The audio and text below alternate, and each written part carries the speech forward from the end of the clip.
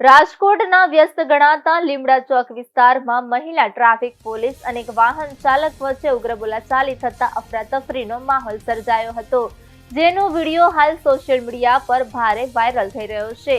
આ વિવાદ વાહન ટો કરવા જેવી સામાન્ય બાબતે શરૂ થયો હતો, જેણે જોતજોતામાં મોટું સ્વરૂપ ધારણ કર્યું અને બંને પક્ષો વચ્ચે ભારે માથાકૂટ જોવા મળી હતી। નોંધનીય છે કે રાજકોટમાં ટ્રાફિક પોલીસ સાથે ઘર્ષણની એક જ અઠવાડિયામાં આ બીજી ઘટના સામે આવતા કાયદો અને વ્યવસ્થાની સ્થિતિ સામે સવાલો ઊભા થયા છે। વાયરલ થયેલા આ વિડીયોમાં ટ્રાફિક નિયમોના અમલીકરણ અને જનતા સાથેના વર્તન અંગેની ચર્ચાઓએ જોર પકડ્યું છે, જેને કારણે પોલીસ તંત્રની કામગીરી ફરી એકવાર ચર્ચાના ચકડોળે ચડી છે।